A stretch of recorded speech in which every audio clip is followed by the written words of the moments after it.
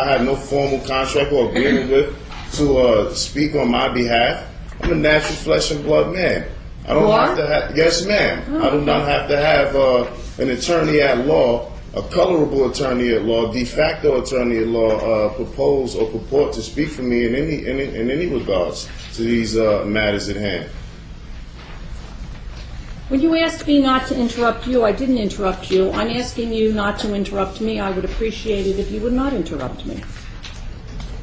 Well, I've inquired of him. He tells me he's not employed. Judge, I think he indicated he's not employed by a corporation in the state of New Jersey. I would respectfully request that Your Honor ask him whether he has any employment at all. Do you have any employment at all, Cheyenne Mutada Kushamirel?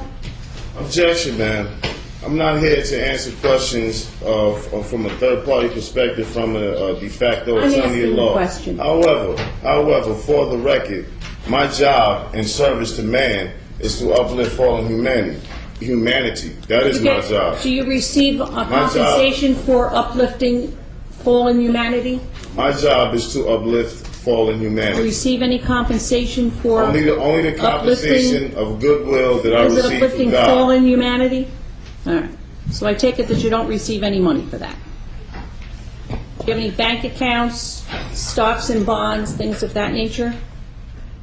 Objection, ma'am. I'm not going to be answering any of these questions as they're unintelligible and they have nothing to do pertaining to jurisdiction. As it was told... Unintelligible? Which of the words did you not understand, sir? And I will use different words. I don't understand the entire proceeding. This is colorable and foreign to me. I'm from a different society. We're not used to these proceedings, these colorable proceedings. And you can say to me, excuse me, over and over, that you do not understand and that it is not intelligible, and I do not believe you.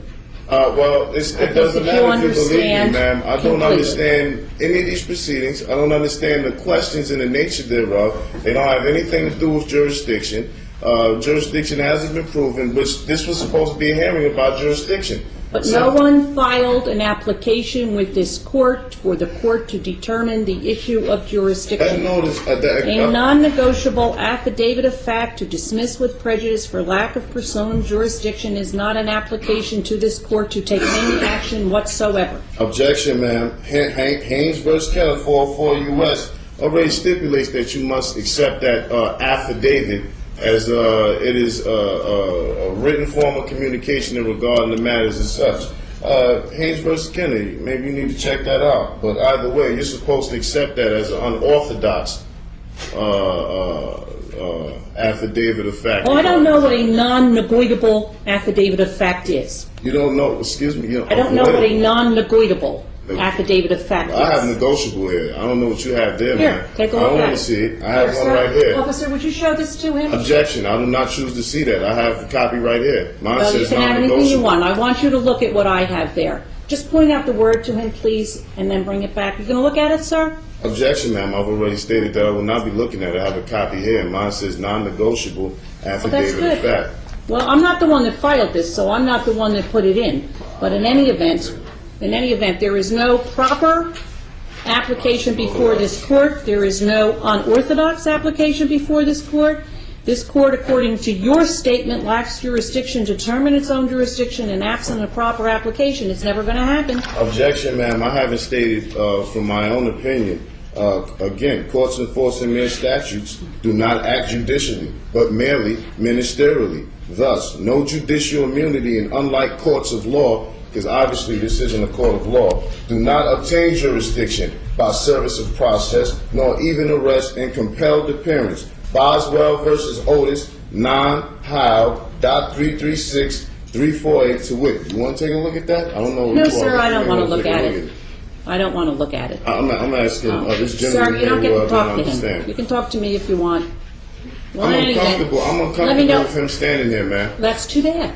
Well, he's going to remain standing there until I tell him otherwise. And this is threat, duress, and coercion. It's clear that this is a colorful court of law.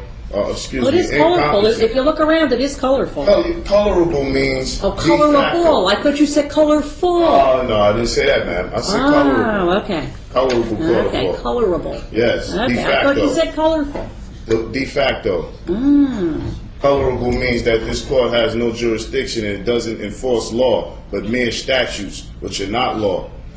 I haven't violated any constitutional laws. I've already stated for the record that I have a treaty of peace and friendship via 1787. Article 4 of that signifies that I will have the right to be exempt from examination. No one in here has put their status and nationality on the record. The U.S. flag is behind you, and you choose to disregard anything dealing with the Constitution. This is a colorable court of law. The notice of removal has already been filed, so whatever takes place here today is just a colorable de facto proceeding, and you will be receiving shortly the notice of removal. And then when you receive that, you can make your determinations about how you're going to handle that, how the prosecution is going to handle that. But as far as any other question goes, man, I'm not obligated to answer them. I shall not be answering them, and it is a violation of my rights. Are you finished speaking so that I can speak now? She's going to fill one in.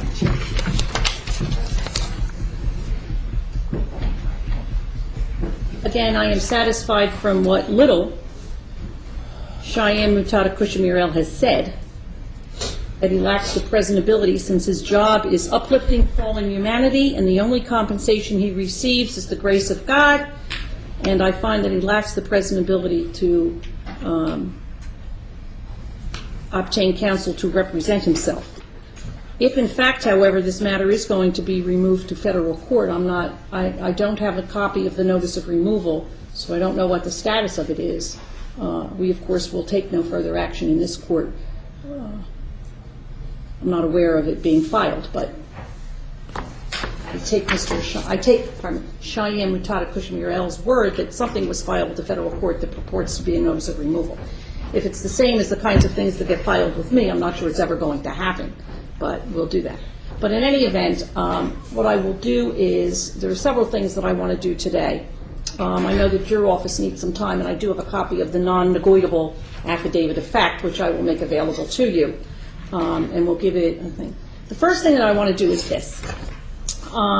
In this matter, which is under docket number, or indictment number 08-04-0441, there are two named defendants.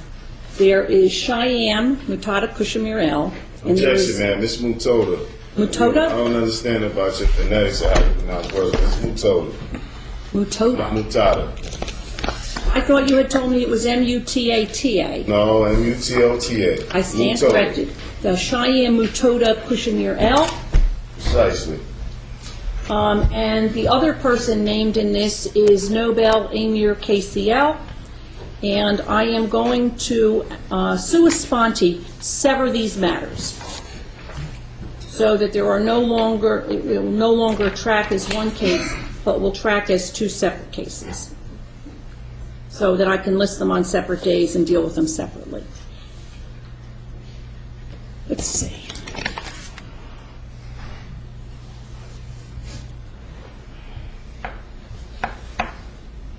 March 23rd, sufficient time, Mr. Walker? I think so, Judge. All right. Then this matter shall be and hereby is continued until Monday, March 23rd at 9 o'clock. Objection, man. The notice of removal is already in. You will be receiving it today. So, If I receive it before March 23rd at 9 a.m., I am aware of my obligations when a matter has been removed to federal court. If for some reason the federal court does not accept it, or it's not properly filed, or there's something else, that's the next stage for this proceeding. objection, Thank you man. very I will much. not be participating in any more of these proceedings. Do what you want. I'm sorry, and I can do that. This is the only notice that I will give you of the proceeding on March 23rd at 9 o'clock in the morning. We don't send out letters reminding people. We'll simply expect that you will be here. Thank you very Judge, much. he will be contacted by my office, and we'll arrange an interview with him in the office, and he'll have to sign in. Do you have his address? It's The on only here. address I have is the P.O. box? Objection. Right here. Objection. If you attempt to contact me and negotiate any contracts with me, you will be getting sued in federal court too as well, sir. All right. Thank you very much.